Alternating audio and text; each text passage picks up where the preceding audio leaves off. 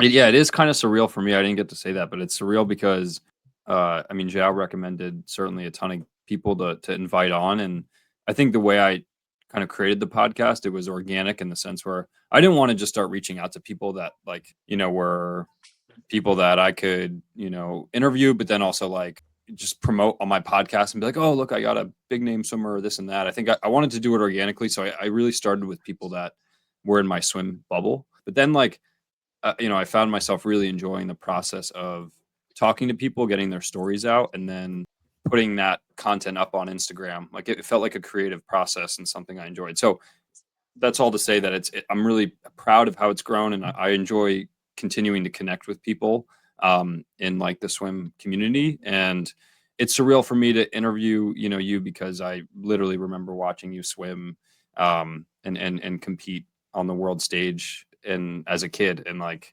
that to me is it's special to now be talking to you. So again, Yeah. appreciate your time, and yeah, excited to just have a conversation. Hey man, it's my pleasure to be here. Just sort of listening, like what I got out of that was you started doing this just sort of just let's just do it. Let's just talk to some people and see what happens. And because you did it organically, people sort of probably did recognize that this guy doesn't want anything, Yeah. and I think that's sort of how bigger things happen, like you do something out of passion. I mean, Joe Rogan started his podcast literally just that way, just talking to people in Yeah. front of a Yeah. camera, and it became a thing. I think we can all sort of, many of us that sort of have the courage to branch out of the norm, which is doing the job, coming home, eating, or taking care of the kids. Like if you could find like an extra thing that sort of, it's something where you develop. It's scratching that creativity itch that you got, Yes. and that's Yeah. really awesome. Yeah. I got into teaching for ASCA, after during COVID, we had like 3 months where nothing was going on, and I was head coach at a club in Seattle, and out there I was just like, well, we can get this money from our LSC and USA Swimming to develop our coaches during this period. So how about we, all get ASCA certified? And I was teaching them that, and that sort of led me to teaching for ASCA internationally.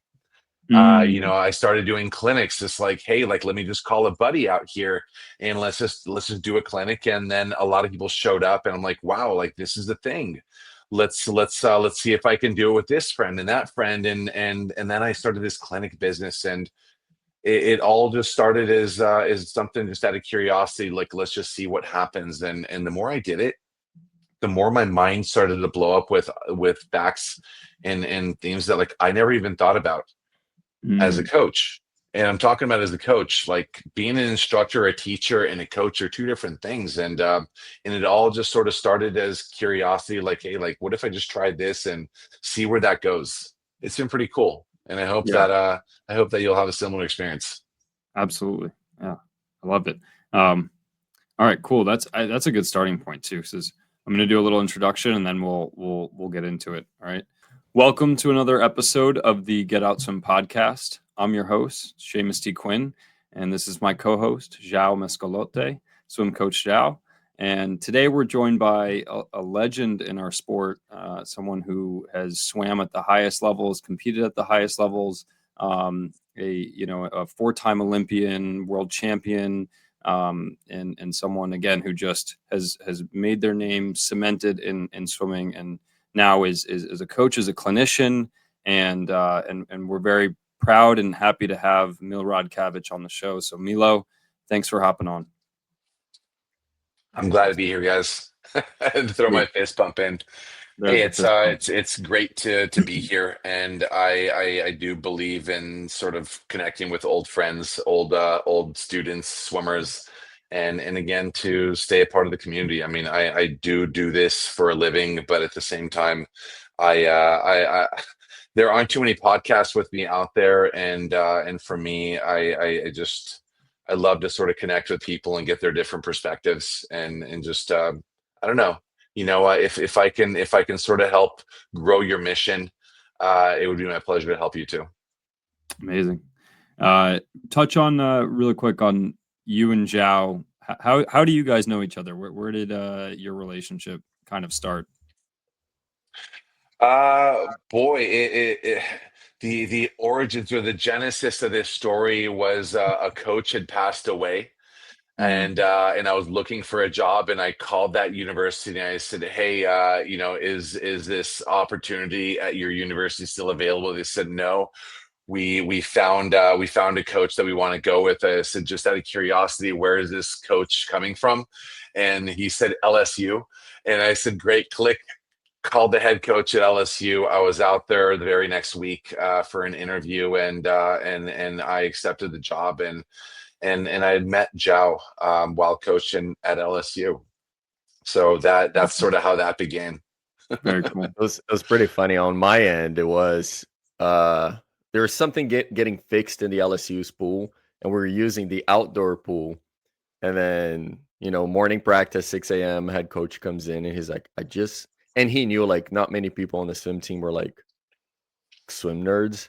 I was kind of like a swim nerd. I knew what, people and stuff. And coach comes up to me. He's like, "Hey, you will never believe who called me this morning." I was like, "Oh, who?" He's like, were you in Serbia or at the time?" I was in Serbia, yeah. I was in Yeah. Serbia, just He's became like, a father too. it's a Serbian. Yeah, it's like, it was a Serbian number. I was like, Milo Čavić? He was like, "Yeah." And I'm like, "Oh, he wants to coach here?" And Dave was like, "Yeah." I'm like, "Oh, sick, dude. That would be awesome." And yeah, the week after that, Milo came in. I think we had a practice together. We instantly connected.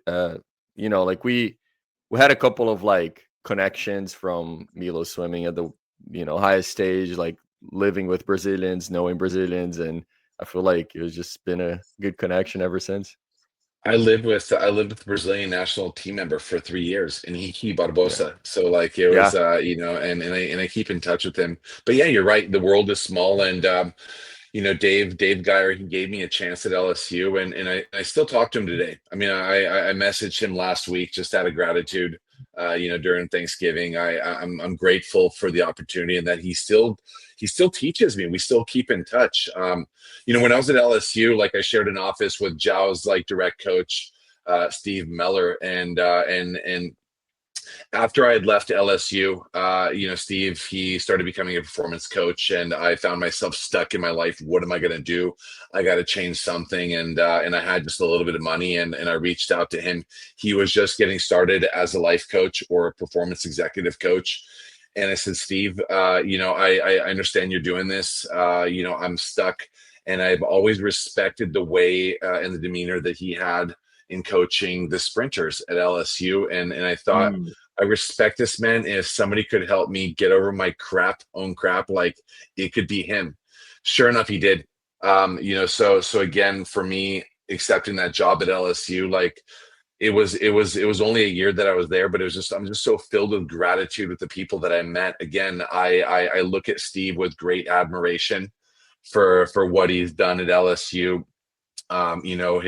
His relationship with a lot of the athletes that he had coached. I mean, his steeds, like he definitely had this demeanor and these principles that I held with high regard. And sure enough, he was able to secure a swimmer like Brooks Curry mm, and take him to the Olympic Games. So, um, I sort of walk away from my experience at LSU, and again, it was short, but like I constantly, maybe once every couple months, connect with Dave Geyer and just check in, what's going on, dude. Your daughters are great. If you guys don't know, his daughters are killing it.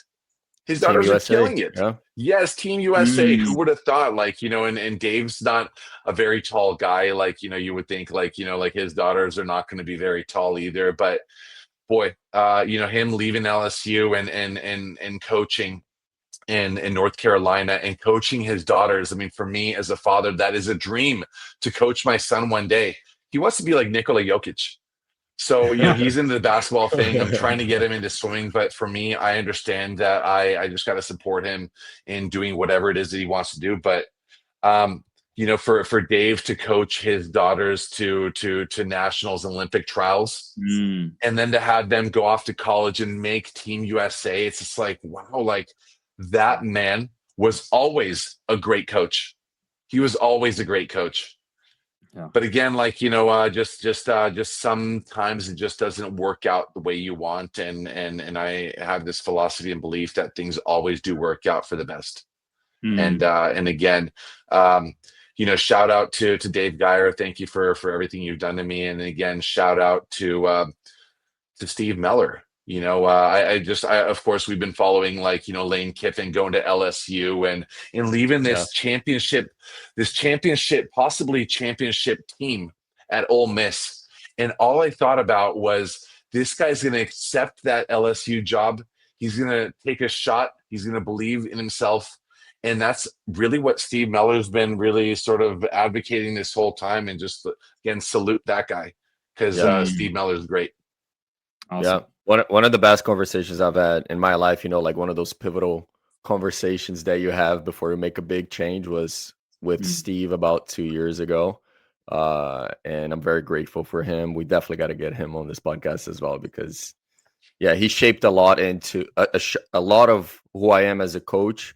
And I think, just to kind of like add on to the story, like, I think that my senior year, I'm very thankful that I had you two as my mentors, because, like you said, Steve, on that, we already had been building up that relationship for like 3.5 years.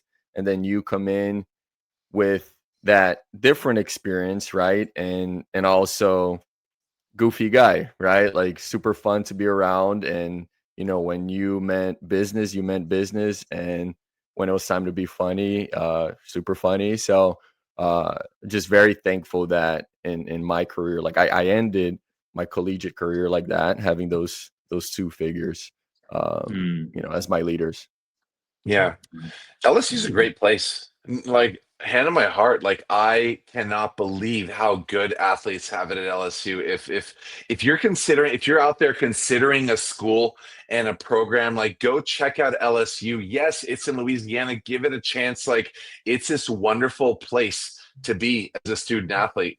As an adult, if you got to spend time there, you'll realize just how small it is. There really isn't a whole lot to do. But I could not imagine a better situation for a student athlete to be in, the resources that they have. Yes, the pool isn't the greatest you've seen, but just really that overall experience and what that town has to offer, it's amazing. So I love that you still always rock their stuff, and always just sort of saluting that school, because the people that I know, even the Serbs, there's a lot of Serbian people on our Serbian national team going to LSU now because of Katarina Milutinovic. That was there. I brought her to that school, and then she brought all these other people, and now LSU's really got some serious horses. Exciting stuff. Stuff. Yeah, very cool. Milo, give us some of your background.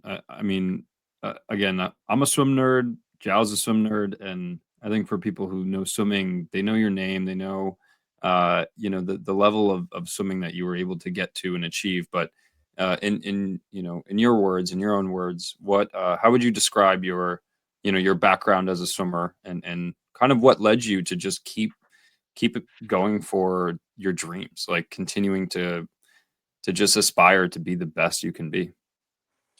I was born in Anaheim, California, Southern California. And if you've ever been to California, like, the Southern California part, through an airplane, if you look out the window, it's just about every third or fourth house has a pool in the backyard. So for me, like, in Southern California, because of the ideal climate, like, you obviously want to be in the pool all the time. There are pools everywhere. Every school or every high school has got like a 50-meter pool, it seems sometimes. So for me, becoming a swimmer or a water polo player was quite natural, because everyone out there, especially in the 90s, you were either a skater or a surfer. And you sort of had to recognize yourself as one of those. It's like, well, I was neither. I was a rollerblader, which was kind of the uncool kids. And again, I was somebody who loved going to the beach. I loved body surfing, but a big part of that was because I was a swimmer. In the pool, you manipulate water, whereas when you're in the ocean does whatever it wants with you. And that's what I've always sort of loved about that. So I identified myself a little closer to the surfers, because I sort of lived that life. But I was lucky to have grown up in Southern California, and specifically in Tustin, California, which is right next door to Irvine Novas. Irvine Novas is located at Irvine High School, and that was sort of during the time when there was this huge like flashpoint in coaching where people all around us, or programs all around us, were still doing 9 to 10,000 yards a session. Yeah. Just south of Irvine was Bill Rose at Mission Viejo, and that's a lot of great swimmers came from Mission Viejo. They were getting beat up every day, and that was sort of their philosophy, volume, and they were really, really successful. North of us, there's the Santa Monica Swim Club, and of course there was USC with Mark Schubert, and a lot of old heads. With respect to them, they believe that philosophy, whereas if you swim as much as possible, that amount that you do, you can put that in the bank with the hope that at the end of the season you're going to cash out and just go fast all out. For all up until really sort of the 2000s, that was the belief. Like, you swim a lot and you're going to have all this work behind you to sort of cash out and swim fast. And Dave Salo was one of those people who, Dave Salo was my coach at Irvine Novas, and he did his PhD in physiology. And he basically, what he understood was, what he came to sort of understand in his doctorate work was, the only way you can affect your body's speed is if you actually practice swimming fast. Yeah. He would say, if you don't swim fast at practice, you're not going to be able to do it in meet. So if you're doing 10K at practice, like, the only speed you can do 10,000 yards at is this, slow to medium speed. There's no way you can sprint 10,000. It's just not going to happen. And what he sort of came up with, and he realized, was, okay, if we sprint, and the more you sprint, the more your body is able to sort of replicate that or do that at a swimming meet. And for those of you that don't know, there's really two different types of muscles that we really focus on. There's fast twitch muscle fibers, and there's slow twitch muscle fibers. And Dave sort of focused on those fast twitch muscle fibers, which have a type A and a type B. The first type, it's everyone's born with a number of fast twitch muscle fibers. You either got it or you don't. And if you've got it, the chances are you're going to be able to be a sprinter. If you don't, then you're not really going to be a great sprinter. Right. But the second part of that fast twitch muscle is the type B. And this is sort of we can sort of joke about, it's the gender fluid, or the fluid one. If you sprint, it'll become more fast twitch. If you don't sprint, it'll become slow twitch. It's sort of one that will go whichever direction, whatever it is that you train it to be. The more you sprint, the more that fast twitch type B becomes fast twitch type A, and then you've got a higher chance of sprinting and being a sprinter. Dave Salo was one of those guys that started sprinting people, and back then people were like, all the surrounding clubs, because club coaches, they talk smack.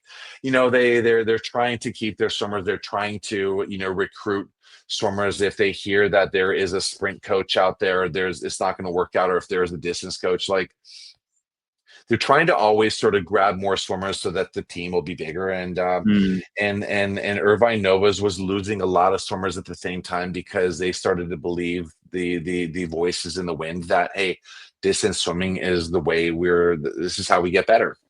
Fast forward a couple of years, I started there in 94, and fast forward a couple of years, Irvine Novas started to produce swimmers, sprinters, and we started sort of ranking higher and higher. And I was lucky to be a part of that revolution, which really started at Irvine Novas. And I think that what cemented Dave Salo in the Irvine Novas, where I sort of grew up, was when Dave Salo sent 5 U.S. swimmers in the Olympic Games in 2000.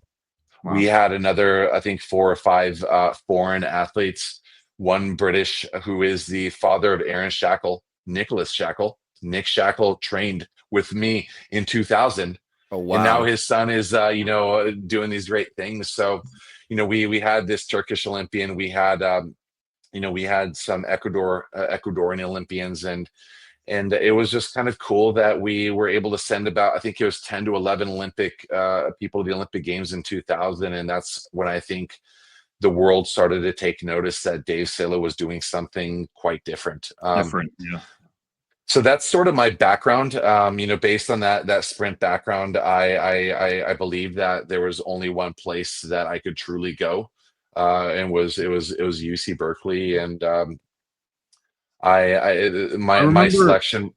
Milo, I remember real quick reading something about how when it came down to a decision for you for college, I think it was I want to say it was Mike Bottom who kind of helped like guide you to going a different direction. Like it could have been SMU. They had a good program at the time, but it was like, hey, if you really want to get better, you probably should steer away. So touch on that a little bit about how you eventually kind of geared towards Cal and what that was like and how Mike maybe helped out in that process too. My selection was between Auburn, SMU, and Cal, and people always sort of thought like, well, how is SMU sort of falling in this whole mix? Well, Lars Frölander, the Olympic champion, he went to SMU, and I went out there and I really bonded with their former coach who passed away sadly, Eddie Sinnott. Wonderful guy, but I found out that Lars was spending 2 hours of the day in the gym, and then coming to the pool and swimming for 45 minutes. And it's just like, you know what? Like today we know that this is probably the way you want to go, actually. Yeah. Right. And I'm not saying that is a blanket statement for everybody, but what Lars Frölander understood was really the biggest gains were in the weight room. And I just remember meeting Lars, and he was just like, look, I stopped eating frozen food, breakfast burritos. I stopped eating all this crap. I started focusing on what I was putting inside my body. I started focusing on my strength, and then I would literally go to the pool and just sprint. And back then for me, that was way too revolutionary for me to accept. So I was like, you know what? Auburn had the team. They always had the team, especially back then. But if you'd ever gone to Auburn, Alabama, like there is truly nothing to do there. There is nothing It's a farm to do in Auburn. But again, just like LSU, like it's got something that you wouldn't know until you went there and spent time there. Like even Auburn is a very, very, very special place. I was a California kid, and for me to go to Auburn was too far-fetched. And a lot of great swimmers did. And guess what? They killed it. World champions, Olympic champions. And, I sort of think back like, well, what if I went there? And I don't know, I probably would have been thrown off the team knowing myself. Mike Bottom was one of those. He's a psychologist, and I was a wild child, very confident. But between SMU, Auburn, and Cal, like Mike said, look, Anthony Irvin won the Olympic gold medal with me. I was the flyer who made the Olympic team in 1980.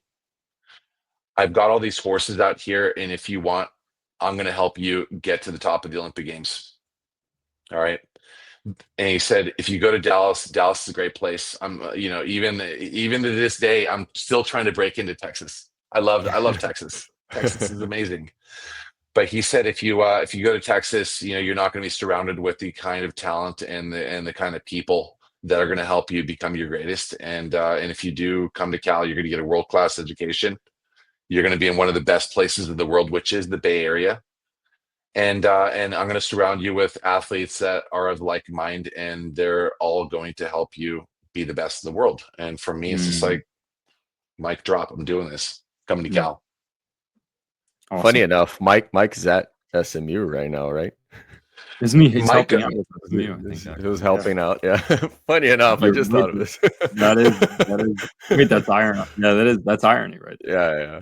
No, but funnier story. Mike Bottom even tried to be the head coach at LSU. Like he interviewed to be the head coach at LSU after Cal. He had interviewed and they didn't take him, and the Michigan job popped up, which was. I do believe that everything happens for a reason, and again, he's a Southerner at heart, and that's just sort of how that worked out. Wait, so Milo, was he your coach all 4 years at Cal? He was my coach for all 5 years at Cal. 5 years. Okay. Yes. Yeah. Did you train pro there after as well? Because I was in the 5-year program, I did train pro there my 5th year. I took the minimum amount of units that I could every semester just so that I could train and get a nap in the middle of the day and go back to school. And yes, I was there for a year, and at the end of my 5th year, for whatever reason, Cal was pushing their head coach, who was Nort Thornton, out as head coach. And sort of back in the day, Nort had made Mike Bottom the associate head coach, thinking, with the logic, if something ever happened to Nort, that Mike Bottom would be sort of just to slide into that position as head coach. When you're working at a public university, that's not quite how that works. The reality is, when there is an opening for a job, they have to put it outside. Like they have to put it literally on a board outside for the public to see, so that they can say that they satisfied this condition. It's got to be on the internet. But really, where these decisions are made are behind closed doors with the AD. A lot of the head coaching positions are decided before they even put out the job opening. Yeah. So he was not going to get renewed. He accepted this opportunity to become the head coach of the race club for a year and a half in Islamorada, and I followed him to Florida to get ready for the Olympics. This is before 08? Yeah, this is before 08. Okay. And then at the end of 08, with the end of the Olympic cycle, that's when a lot of things sort of are shaken up at a lot of schools. A lot of pros leave, a lot of people sort of leave the sport, and really typically that's, ADs sort of look at how do the swimmers do on the national level, at the world level, and if something needs to get changed, it usually happens around that time. I do believe it was around that time in 08 that Bottom had gone to Michigan and become the head coach there. And back then, that was sort of when Bob Bowman had left that job at Michigan. It had opened, and there was a lot of unhappiness at Michigan, just because historically that was a high volume program. They went from John Urbanchek, who was this Hungarian legend of USA swimming, who would swim them a lot. And having Bob Bowman fall into that, they were able to accept it, just because even Bob Bowman swam his swimmers a lot. But to have Mike Bottom, this traditionally sprint coach, take over this distance program, it was scandalous, and a lot of people were really, really, really, really unhappy. He had always recruited some of the finest swimmers in the world to his program, and when I went to him to train right before the 12 games for 6 months, I remember I was sitting inside the jacuzzi at the end of practice. Everyone had left, and Mike was walking to the pool. I'm like, "Hey, Mike," I said to him, once upon a time, you used to bring out some of the best swimmers in the world under you. You don't have anyone here at Michigan. You've got Connor Yeager. and I just remembered, I'll never forget. He looked left and he looked right. He said, "You're right. I don't have the horses that I used to. But I'll tell you one thing, I wouldn't trade what we have here for anything that we had back at Cal, because we've got something called an MF culture, an MF and culture." And he said, "Watch, within a year or two, we're going to win the championship." And I said, "You're crazy. You're crazy. I'm killing the guys in your team in backstroke and in strokes that I shouldn't be beating them. You don't have anything going on here." Sure enough, a year later, he won the championship, and I called him. I was like, "How did you do it?" He said, "The last time I checked, 11 plus 10 is more than 20. I'm like, "What are you talking about?" He essentially built his program, people that literally live and train and feed off of each other, to the point to where he said, all you got to do is get one person to be happy enough to be 8th in the A final, and one person who could score high in the B final, hopefully win it. So then that literally cancels out a Caleb Dressel. Whoever you've got, it doesn't matter who you got. If you got two persons who can make the finals, one in the A and one to score highly in the B, you don't need one star athlete. And essentially what he did was he built a culture at Michigan, around the idea of the Michigan man. What would the Michigan man do? The Michigan man would go to work get it done, and come back to his family. That is sort of the aura and the idea of what a Michigan man is. And he cultivated that in this sprinter coach in a traditionally distance program, shook that up, and he built a championship team. Unbelievable. Wow. Unbelievable. Milo, what was your relationship with Mike like? Like, what were some nuances to that really helped you get to the Olympic Games, achieve things as a swimmer that maybe you wouldn't have otherwise achieved without that relationship? Like, touch on that. Also, real quick, just to add on that, like, what's the timeline? So from when you left Irvine until like training with Mike, and how long did you stay with Mike? Yeah, I so obviously, like, I started swimming when I was 9 years old in 1994, and I left obviously at the age of 18 in 2002. From '02 to so sorry, we could say it's '03 because it was '02 to '03 when I started at Cal, but I was with Mike Bottom until August of 2008. So it was a good 5-year period. It's my belief that you pretty much get everything that you can get out of a coach in 5 years. After 5 years, I felt I needed to change something up.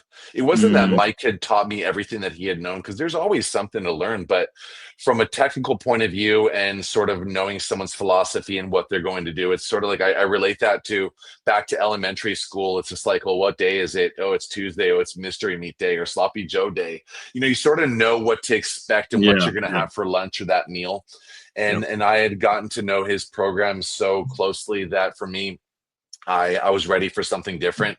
And I always encourage athletes all over the world, like, if you've been with a coach for more than 5 or 6 years, consider switching it up. Just changing that up, it will it opens up for the possibility of learning something new. And that's sort of what I did. I moved to Italy after that, and I was training with Andrea Danino in the ADN Swim Project, where I met Fabiola Molina from Brazil. And I trained with her as well, right? Yeah, and Diogo was there, and like there was quite a few athletes that sort of came in and out, just because we had this special thing going on over there. Italy, for those of you swimming for the U.S. team or just anywhere worldwide, like, if you ever wanted to train in Italy, they will open their arms and embrace you to come in and train. You're gonna have to learn the language, though. That's just it.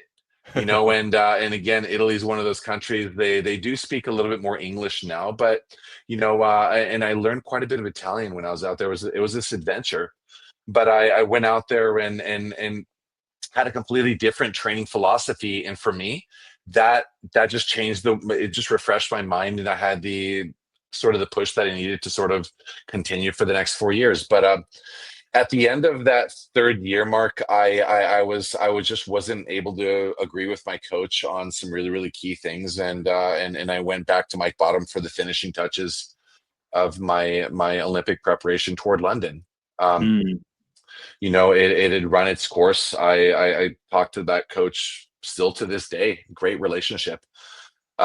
With men, I think, and I'm not just going to say that all men are like this, but with men, like, you're able to bump heads with them and then circle back 5 or 10 minutes later and be like, yo, man, how are your daughters doing? Or, hey, what's going on? Like, it's nothing personal. It's just business. But, I left that and I sort of went back to Mike just to, for my finishing touches. In the meantime, I had back surgery, and, it was a question of whether I would ever be the same. Spoiler alert, I made it back to the Olympic final, right? So, like, everything's possible if you sort of surround yourself with the right people. Yeah. Was that comeback, and I know a little bit of that story. I think we've had that conversation a couple years ago, but like, was Mike pivotal in that comeback and that after the surgery and making it back to the final and all of that? Mike Bottom is a father figure in my life. You don't always, you can't choose who your parents are. when you become parents yourselves, you'll discover that, like, hey, like, you want what's best for your children, but you're not always going to be the person who your children are going to listen to. You might not even be a great parent, black on white. No one's perfect, but Mike Bottom is one of those father figures that fulfilled these areas and roles and holes that I was sort of missing in my personal relationship with my father. Mike Bottom is not only a coach, but he, I see him as a very father figure. In fact, I gave him my Olympic medal. I gave it to him. This was not possible without you. And he even said, I mean, he even told me, like, he's like, look, like, I'm not going to take your medal, but what we're going to do is we're going to co-own it. Every time we see each other, we're going to give it back to each other. All right. So for us, it's like once a year we make an effort to see each other. And he came to the NCAAs here in a Federal Way, Washington, and he gave me the medal. So the medal is now with me. And cool. I plan on going to visit him in April, where I'm going to give the medal back to him. And we sort of have that relationship. But as far as bouncing back from the back surgery, no, it was Andrea Danino, my Italian coach, who after my back surgery, this guy, he literally visited me in the hospital. He, when I was passed out from all the drugs that they were giving me, from all the pain, like, he was reading, like, he was often somebody I would wake up to in the hospital. And again, very, very, very dear and close relationship with that man. In Italy, he surrounded me with some of the finest doctors and the staff to get it done. And, when you have surgery, like a serious injury or a serious operation, you're going to be surrounded with a lot of people that are going to be like, hey, you can do it. And of course, like, deep down, they want you to do it, but they don't really believe they don't really believe that you're actually going to do it.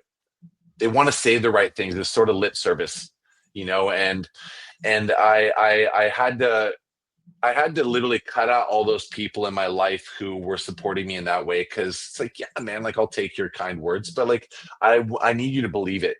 So I surrounded myself with people that actually did believe in my possible comeback. And Andrea Danino was one of those people that was instrumental in that comeback. So it's,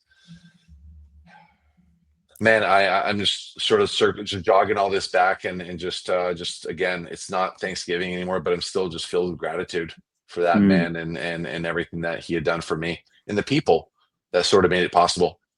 Yeah. Very interesting. That's awesome.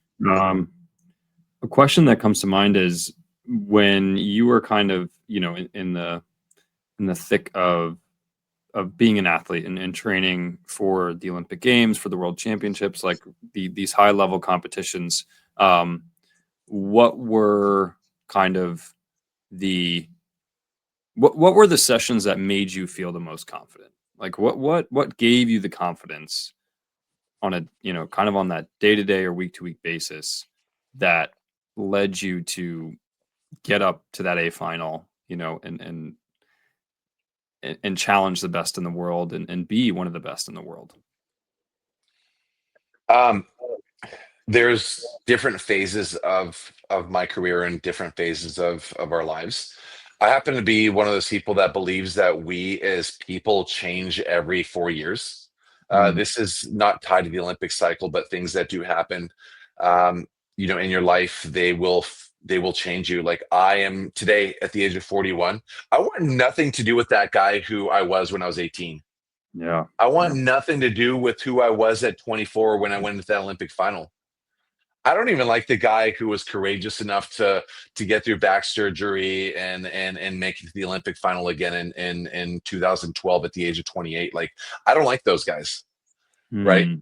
But I essentially recognized that I was exactly who I needed to be, personality wise, to make it to those finals. So who was I leading up to the 08 games? Well, if you were my training partner, who you would know me as is somebody who talked a lot of trash.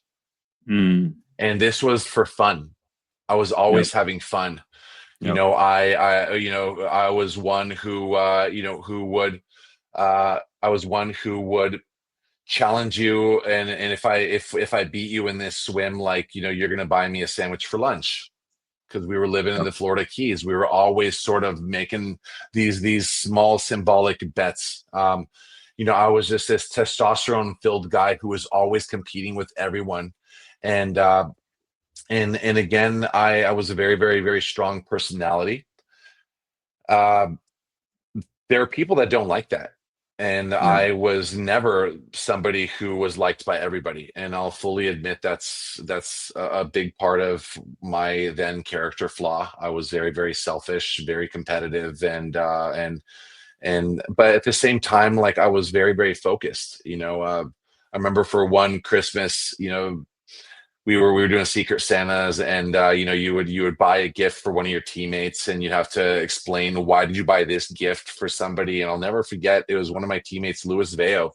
He bought me this little pirate scope thing to see from far away, and they're like, well, why did you buy this for Kavik? He's like, he always looks like he knows where he's going. Mm. And this Wow. is sort of how I looked. Like, I knew how I was going to spend every 15 minutes of my day, and this is just who I was. Whereas, you know, uh, after the Olympic Games, I sort of moved to Italy, and that had sort of changed my personality, just because I wasn't able to talk trash in Italian. You you have sort of a change. I had a lot of Russian guys coming in, and I was teaching them English, and we were learning Italian at the same time. And and dynamics are similar, but it's a lot different. But I became more worldly Mm. at that same time. But for me, I how did I sort of survive, back surgery? Well, it's just like, at that point, I was already a world record holder, a world champion. I was an Olympic medalist, and I knew that, just knowing myself, like, I didn't need to compete anymore. But as Aaron Pearsall once said, my heart says go, but my body says no. I Yeah. was laying in bed, with this support team that wanted me to succeed, and that actually believed in the mission. And I needed them feeding off of me, and this dream that, like, holy cow, if I can do this, I will be the first to possibly win an Olympic medal, or make an Olympic final after such an operation. And Yeah. it was I wasn't this. Of course, I was a strong personality, because you've got to be a strong personality if you're going to be able to go to the Olympic final. If you go to the Olympic final, there Mm. can be no doubt that No. this is what you're going to do. I teach kids today, if you want to be a sprinter, you got to be more like a cat. A cat's got an ego. A cat is something that would sit on the couch or sit and do nothing, just relaxed, until it sees a mouse. And when it sees a mouse, it's gonna wait, and it's gonna wait, and it's gonna attack the very moment when it actually believes that it's going to get it. Because if the cat attacks and does not grab the mouse by the jugular, its ego is going to be bruised. Mm. Similar, I always tell the story of the lion or whatever in the Serengeti, sitting underneath a tree watching these gazelle and zebra go by. It's so hot outside that it's preserving its energy. It's not going to move a muscle until it actually believes it's going to get its meal. Because if it doesn't grab the gazelle or the zebra, then it would have spent all this energy and not got the food, which might mean death for it later on. So really, like, when you go in the Olympic final, you have to go in and believe that you're going to win. If you go in and believe that there is this doubt, or that there is this possibility that you're not going to succeed, it's not going to work out. Most people go to the Olympic Games. They say there was this poll out there, and there was a bunch of questions, and one of the questions was, if you can cheat and get away with it and nobody find out, under the condition that you die in 10 years, would you do it? And there was like 73% said yes, that they would do it. Really? But really, what, like, if you sort of look at the sample size of these people that are actually coming out and voting for it, it wasn't like, the way they get people to vote for stuff or to take these, like, questionnaires. It's the ones that want, like, a free water bottle or a free shirt. It wasn't Team USA or these people from these developed worlds that were going there, wanting to get like a free shirt. No, like it was a lot of people from Asia, Africa, South America that were like, I want this free shirt.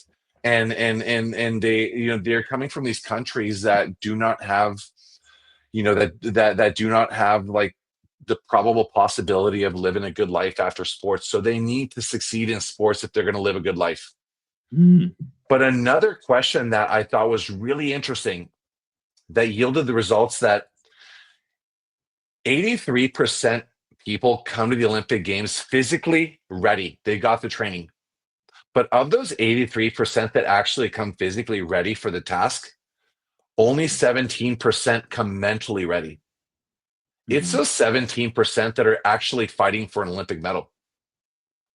Of those people, they're extremely focused people who go in and they do not believe that there is a chance that they're going to lose. Now, the reality is, yeah, there's always a chance that you're going to lose.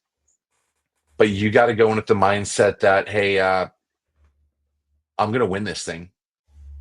And that's the mindset that I had going to the 08 games and the mindset that I had to have in 12.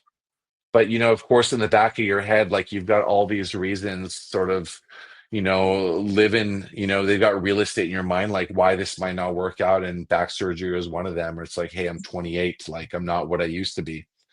These are all true. But I still went into that Olympic final and I believed in myself. And, yeah, man, I am a man of faith, but you sort of got to put it in God's hands sometime too. With the Olympic finals, talk to us about that experience, because I feel like it's very singular, right, to other world stages, even probably the World Championship stage. So was that different mentally going into an Olympic final? Like, did you, even if you're of strong belief, like you said, those that reach the Olympic final are very confident. There is no, there should be no doubt, but I'm sure like you said, the doubt, the thoughts inevitably will creep in. So were those Olympic finals that you were in different than other races? Like, was that a singular experience or was it all the same to you? It didn't really matter. It was just another race. Just to add to that real quick, how did like Sydney and Athens also play into that, preparing you to that moment as well? Yeah, when I was 16 years old in 2000, I went to the Olympic Games and I disqualified my first race. Back then, basically, in the Sydney Olympics, we were doing backstroke starts and of course, back then, you're trying to maintain a certain temperature of the pool, and if the temperature goes beyond a certain threshold, then what happens is it starts to create some algae. And if the chemicals aren't right, the walls can be a little slippier than you're used to. Back then, we were all using, I think, the Swiss timing touchpads. So I slipped. And again, what I know today, which I did not know when I was 16, is regardless of the situation with the wall, there is a way that you could jump off the wall and not slip, regardless of what the situation is. And I didn't know that back then, but I remembered I dove, my feet slipped downwards because my hips were a little higher than my toes. Just so you know, like you want your toes and the bottom part of your butt to be in line when you're doing your backstroke start. But I slipped. And as a wonderful underwater dolphin kicker, I overshot the 15-meter mark and I was DQ'd my first race. And that was sort of my welcome, moment to the Olympic Games. And I was a backstroker. I was a really great backstroker. But then in the 100 fly, like I remember in the qualifications, I was right next to my hero, which is Michael Klim. And I was swimming right next to Klim in prelims, and that was just sort of a shock. Like, it's really, really scary. 4 years later, I was fully ready to win the Olympic bronze. I believed that I was going to do it. I think a lot of people even believed that I would do it, just because the December before in short course champs, I broke the world record of the 100 fly.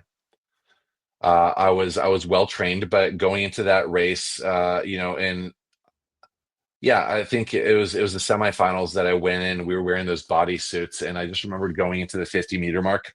I was winning, and when I was reaching for the wall, like my suit opened up, and all this water went into my suit, and it just got trapped in my stomach area. In the strongest part of my race, which is the underwater part, I went from first place to seventh place from the 50-meter to the 65-meter mark. So people knew that there was something that happened, and sadly, I didn't make the final. Uh, but with the pain of that, I sort of took that fire and desire to just sort of get ready for the next 4 years. I mean, Mm. after my senior year, I quit for 6 months and rejoined the Oh, sport wow. because I had the desire to sort of give it a try again. But from every sort of experience, I just got better and better. And really in '08, I knew that I was ready. I knew that I was the best. Like in my mind, I knew it. Yeah. Was I? I mean, if I did that race again, would it have been differently? It probably would have been different in one way or another. But I believed in myself and my abilities, and really the reality is the weight of that Olympic final for most swimmers, especially back then, but still true even to this day, is if you don't get a medal, you're probably not going to get the funding to continue. Yeah. Yeah. You will get funding to continue, but like you're going to be hungry. You're not going to have all the conditions that you need to really compete, which is it's really really hard. So going to that final, I do believe that most swimmers see it as a do or die situation. If they do not perform, their career is effectively over. Mm. And that Right. that is the most that pretty much is the case for swimmers that do not make the Olympic Games by getting third or fourth at trials, at US Right. trials, and in most countries. If you don't, you're done. There's no way. There's so much pressure. When you put it like that too, it's the reminder of how much external pressure Could that you choose in between the US and Serbia? How did that go about? I could I have chosen, yeah. I'm at the age of 15, I wasn't good enough for the US team, and it's like, well, I was going to Serbia, then Yugoslavia every year, and I was already in their system. If you are of a foreign background living in the United States, I highly encourage your parents to take you back home to the mother country and compete over there. Just get in their system, see what it's like to compete elsewhere.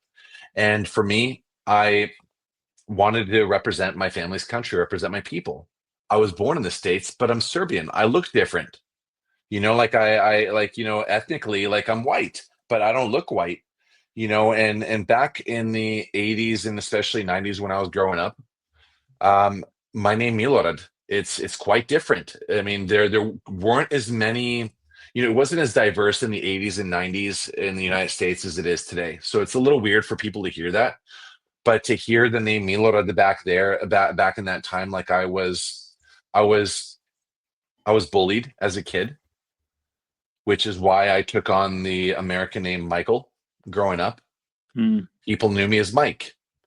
And of course, my country had been at the war, and they were deemed the aggressor during the Balkan War in the '90s. And it was always sort of like, okay, like Mike, but like he's not, he's a little bit different. So having that background of sort of society not letting you feel like you're one of them, also having this different name and also looking a little bit different, I think I had that fuel behind me to sort of motivate me to like, hey, I'm going to go represent my people, because no matter what, like my people are my people. Um, but sure enough, like I made the world championship final long course in the 100 freestyle in 2003. I was a fantastic 100 freestyler. I believed even in '08, if circumstances allowed, if I had a little bit more time between the 100 fly and the 100 free, that I would have raced in the Olympic final of the 100 freestyle too, and maybe even won the bronze. I believed I was Mm. capable of winning bronze in the 100 freestyle because I was just that good.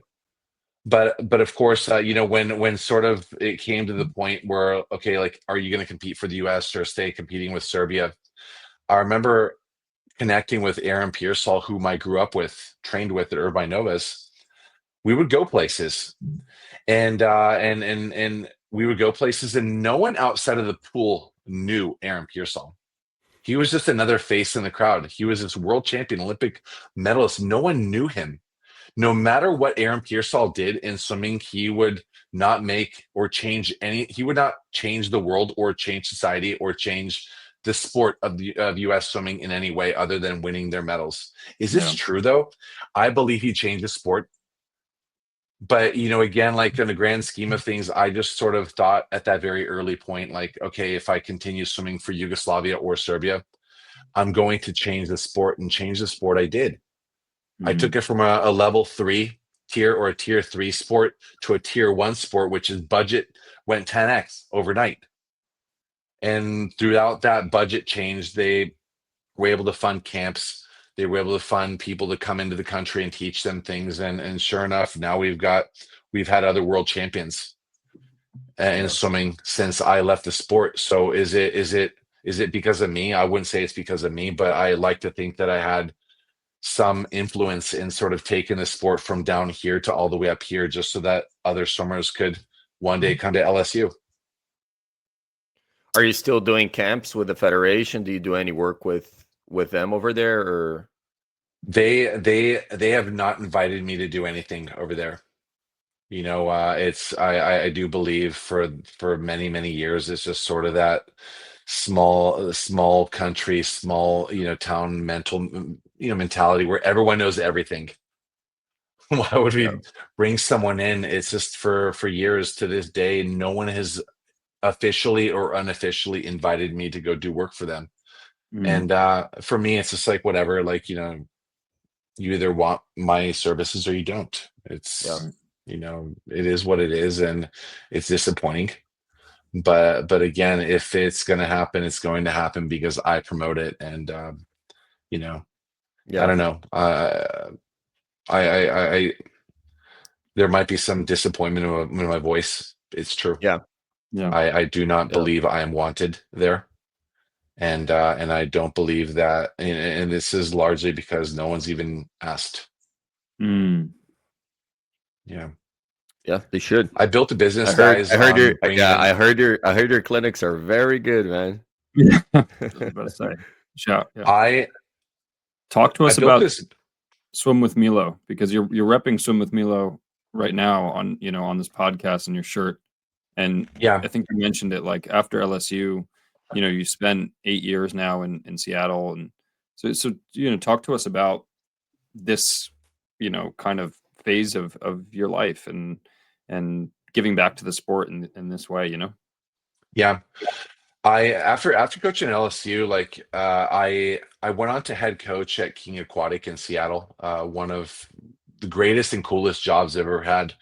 But for those people listening out there, and hopefully some parents, and even former athletes, what you have to know is however your head coach is or your coach is, like, you have to sort of respect the fact that, coaching, it's not just a job, it is a lifestyle. Like, coaching takes away from families. It takes away weekends, and sure enough, coaching, although being head coach is one of my most favorite periods of my life. Like, I love doing that job, but it's really, really, really hard on the family. My marriage didn't survive, and COVID was happening, and essentially I started to I left that job, and what I had become was like, well, I'm just going to start doing some lessons and see where this goes. That lessons business grew to where I started doing it full time, and then I started thinking, was like, well, what if I brought out Dave Salo, Aaron Pearsall, just these Olympic level coaches. I started to bring them out to Seattle because there was this desire for knowledge from literally the people that would know. Several years later, I brought out maybe like 15 to 20 different, I'll call them teachers, not just coaches and athletes, but teachers, who essentially would come out, and the condition was like, hey, if you believe you've got something to share that's unique, I want you to come out here and teach you, and I'm going to pay you handsomely for it. There are different companies out there that sort of offer this clinics business, and they do offer a really, really great product. But for me, I offer a product that essentially sort of caters to people with higher ambitions. I don't teach just the high elbow thing and keeping your head still. There are nuances to everything, and these are things that I personally want to know as a teacher. Um, I started bringing out all these people, and with every teacher that I brought out, they would blow my mind with things that I had never thought about. Boy, one of them was Aaron Pearsall. He has this ground up approach, which essentially is you need to focus entirely on what it is your feet are doing, because what your feet do are going to affect what your hips do, and what your hips do are going to affect what your shoulders do, and what your shoulders do will affect what your pull does. People focus too much on the actual backstroke pull. It's like, no, that is the least important piece of the backstroke. Hip driven backstroke, or leading from the hips, is entirely what we got to be focusing on. Every single pull has got to be connected with the core, and that sounds pretty easy, but if you really break it down, it's your feet that are determining at what rate and what efficiency your hips are going to work, so that it could connect to your shoulders, into your arms, into your hands. And Aaron Pearsall literally blew my mind with this idea. And here's a guy who has been out of the sport since 2009. He swims every day. He loves the paddleboard. He's living in Hawaii. He's living his best life, but he doesn't teach swimming. But it's still this one guy who thought about this stroke every single day, and is still the greatest backstroker of all time, arguably. That still, after all these years, he blew my mind and opened my eyes to pieces and facets of the backstroke, which no one on the internet has been able to explain or describe just like him. And to bring him out, and Dave Salo and Brett Hawk and Gary Hall Jr. and all these legends of the sport, bringing them out to Washington, they were able to teach me or show me perspectives that nobody has ever taught. And for them, like, selling out those clinics was like this. It was no problem. But what I had essentially also sort of understood was, wow, there's this value to where, like, I'm able to pay them how much they truly deserve to get paid. I mean, I hear what these people are getting paid and what these other businesses are paying their athletes. I'm holding my head. It's like, it's criminal what they're doing. How they're utilizing utilizing clinicians. I think it's criminal. I think it's literally abuse what they're doing, and I'm bothered by that. And what I sort of essentially realized is, like, if I can give them monster share of the profits of these athletes, I'm paying them, taking care of them, helping them go do whatever it is that they need to do. In exchange, they're teaching me something that no one else in the world has been able to teach me. And I've been doing this for a long time. And essentially, I today package myself and market myself as this person who has sort of absorbed the best from everybody that I've brought out. And I've chewed on it every single day by teaching it every single day.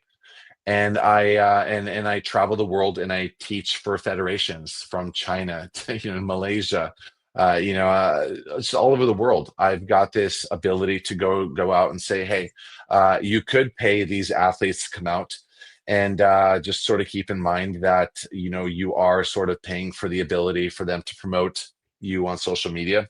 But if you really want somebody who has learned from everybody and taken the best from everybody, and who is a seasoned teacher, that's me, right?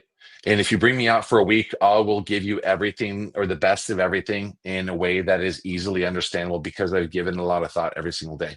And that's sort of what I do. I love that. Beautiful. Yeah, it's cool because you're a seasoned swimmer, competitor, and coach, and you have amassed a ton of knowledge, but it still is important to collaborate with high-level coaches and athletes like Aaron Pearsall, like Brett Hawk, Gary Hall Jr., and just like you said, absorb that. I mean, that's my favorite part about doing a podcast or looking on social media and just idea searching, because I can pull stuff from Zhao, I can pull stuff from Milo, whatever, and then it's all part of my toolbox that I've now amassed. And that's my favorite part, is like, I don't have the answers. I just try to pull out ideas and work them to the best of my ability and try to have confidence in that. But yeah, really important. With everyone that's ever come out, what I realize every time with every guest is I don't know shit. I don't know anything. Yeah. It humbles you. I always say, if you ever run into somebody who has all the answers, run. Yeah. No one has all the answers, and no one should be saying that. There is not just one correct way to do it, but there is reason and there are better ways to do things.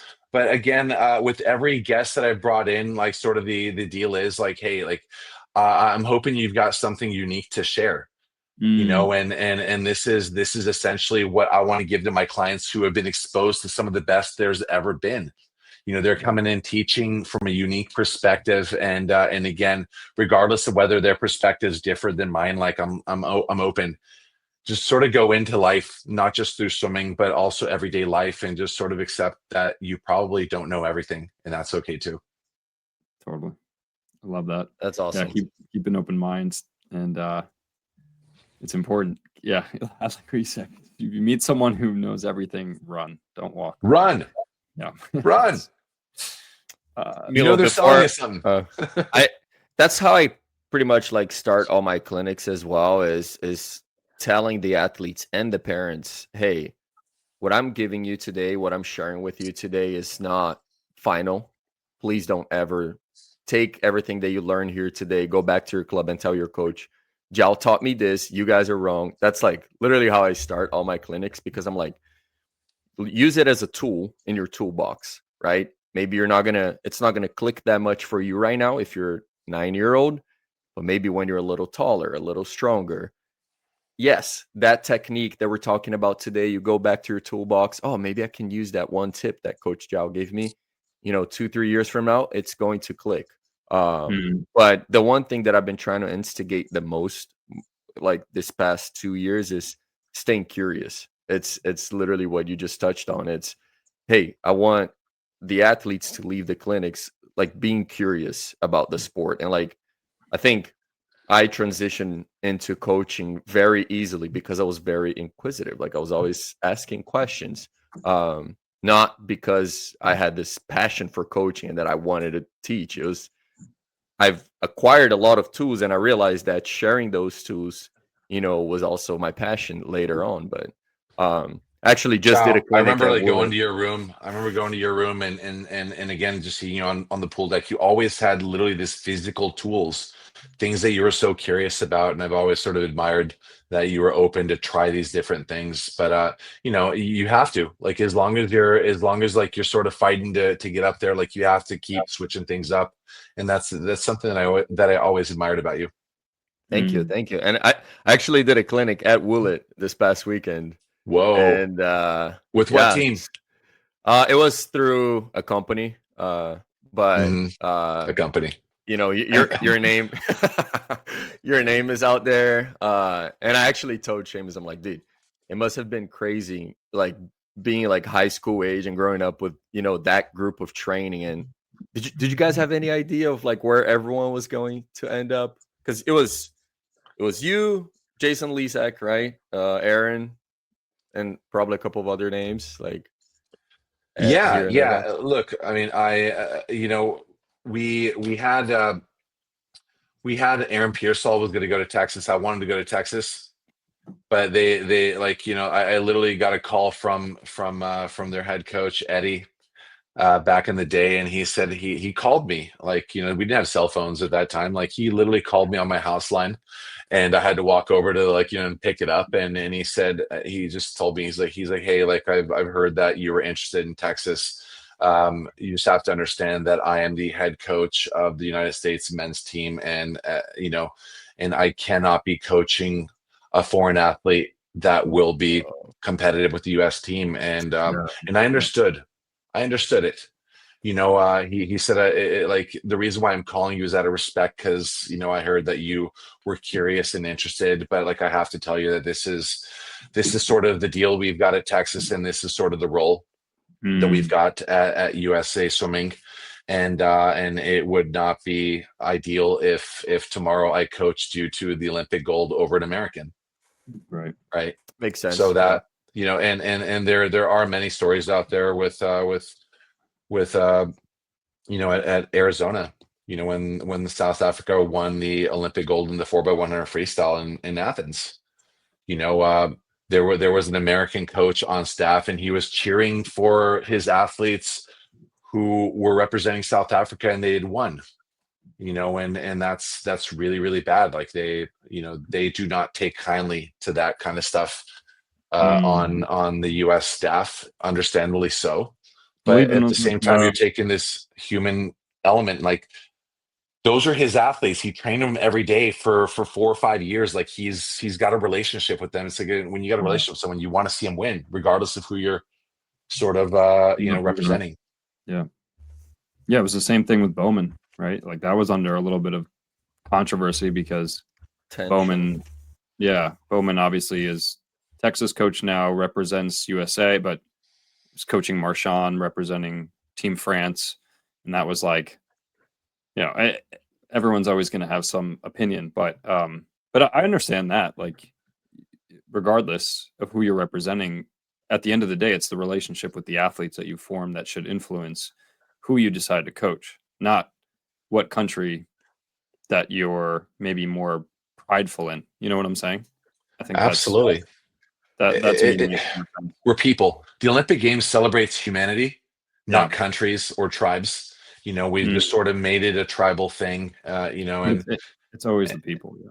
And truth be told, no one's going to beat Marchand. I don't care what country. Like they could. No one's beating Marchand. No. You know, no one's beating Marchand. So whatever. Right? Like let him coach Marchand and be head coach of the U.S. team. It's fine. It's gonna be all right. Fine. It's not going to make a difference. Yeah. All right. Well, Milo, last couple questions. Again, thank you for your time. And I wanted to ask you, what does training smart and swimming smart mean to you? Training smart is giving intention to everything that you do. My coach, Dave Salo, he says it does not matter what it is that you're doing as long as you believe in it. So is it training smart to do 10,000? It's like, well, probably not. The science isn't there, but if you believe in it, then that's training smart, because this is what you got to do to sort of get from here to wherever it is you want to go. Yeah. I believe training smart is literally swimming with intention, but we can also do that with everything in our lives. If you would give intention to everything, there are people who, Novak Djokovic, when he sits down with his meal, he would talk about looking at his meal and looking at that meal and saying, hey, like, you're going to nourish me in these ways. And because I'm going to eat you, you're going to serve me in these ways. And there is an intention to everything that you do. So training smart is attaching intention to every single activity, every single stroke, every single finger position. You know, that's what I believe swimming smart is. Yeah. Love it. And last and final question, are you a fan of a get out swim? And if so, do you have a favorite get out swim story? I am a very, very big fan of a get out swim, and they don't really, at least not in college, they didn't let us do that so much in college because, again, there were intentions that needed to be served. But as far as the get out swim, I love the get out swim just because the get out swim is something that boosts the morale of the whole group. Yeah. If you wanted political power inside of your team, you've got to be that guy that's gonna volunteer to sacrifice his body in the benefit of everybody, which is a get out swim. My get out swim story was when I was in high school or in club swimming, and I would ask to do a get out swim, and of course Dave Salo, my time I think back then was like a 45 or like a 44 in the 100 freestyle, and he would say you got to be able to produce a 47, a 47 in the 100 free if we're going to let everybody go home. It's just like, but I'm exhausted, but my butt is kicked. And he's like, well, it's going to cost a 47. And then you start negotiating with coach. It's like, all right, well, if I could do a run and dive with this, would you let me do it? And he's like, all right, I'll take that. So at the end of practice, you're already tired, but you know what's at stake is like 1 or 2 more rounds of this set, whatever it is. I would run and catapult myself into the pool Of course, the condition is that the stopwatch starts at the moment when your foot departs, from the leap into the pool. Yep. It's not when he says go. It is from the moment when your little toe leaves, in the dive. And I was always a wonderful jumper and diver. I could always touch the flag, no problem. But I would have at least 25 yards of runway at Woollet, which is now today Woollet. It was not Woollet back then, but I'd run and just catapult myself into these dives. And if you do this enough, you sort of learn how to do it in a way to where your goggles will not fill up with water. But I just remembered I went like a 46.9. Now, did I go 46.9? Probably.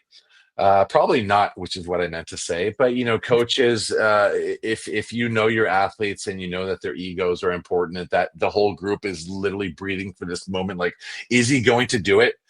Coaches have a way of looking at their watch and gauging whether you're going to do it or not, and maybe sometimes stopping the watch just a little bit earlier than you should, just because it would be good for the culture of the group or the atmosphere. So get out swims are not always you succeeding. It's sort of getting everybody behind an athlete or the boosting the morale of the group, because sometimes that's more important than and has more value than the actual extra set or extra round itself.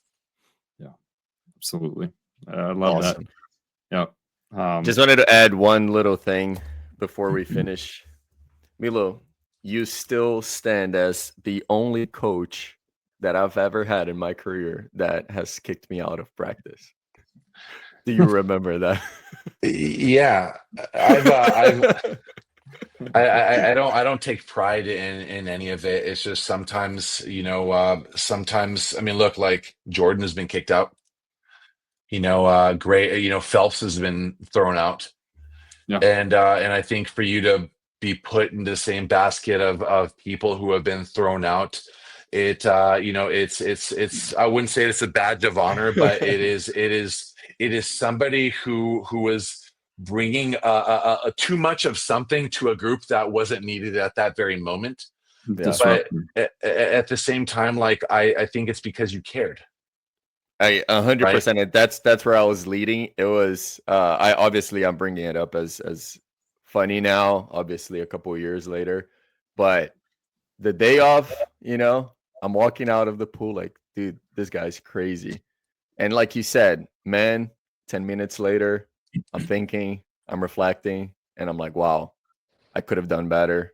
And he knows that, and he taught me a good lesson today. But still funny. The boys still make fun of me for that day. But guys, I every day I humble myself. I see that I wasn't great or as good as I could have been in situations, and like, I apologized to my son, the other day, and it's not that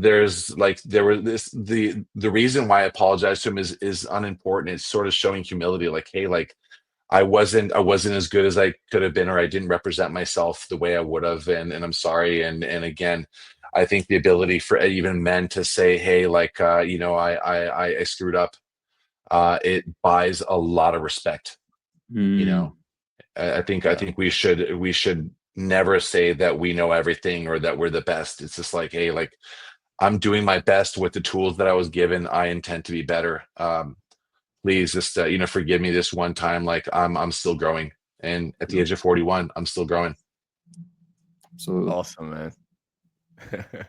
But yeah, thank you so much for all the knowledge that you've been. I've been lucky enough to have you as a coach, and now I call you my friend, and have you on our podcast. I know we're kind of just getting started with this new era of the podcast, but super happy. And you've shared a lot of great stuff today, and just as a mentor of someone that's been there, done that in the sport, like, we're very thankful to have someone like you doing the work that you're doing, because like you said, a lot of times great athletes, they're not out there teaching daily. They're not, once they flip that page, they're just keeping that knowledge kind of like to themselves, and you're someone that's spreading that knowledge all around the world. And it's really fun to watch, and I learned, I took a lot of notes here today that I'm also want to kind of like Yeah. marinate it and start using it as a coach as well. Just chew on it. Joe, my brother lives in Oceanside. I will be seeing you. All right, I will be seeing you, and we're going to do some work together. Guys, it's my pleasure. And again, just keep doing what you're doing, because it'll spread in one way or another. And I think, again, if nothing else, you got the right podcast name, right? Yeah. It's going to be worth something someday to somebody, and I think that's awesome. Yeah. Hope so, man. Awesome. All right, guys. Milo, thanks again. Where do we find you? You can find me at Swim with Milo on Instagram, or Milorad Čavić on Instagram. But again, I haven't been great with content. I've got all these videos from all these clinicians, and I'm finally learning how to video edit. So in 2026, there will be quite a bit of content being thrown out from literally the words that from the horses' mouths of all these people that I learned from. And I'd like to share more of what they're sharing, because I think when somebody knows something and they talk about it, it rolls off the tongue in such a way that it just makes sense. Yes. Awesome. All right, guys. Thanks a lot for the opportunity. Talk to you later. Thank you, Milo. Bye-bye.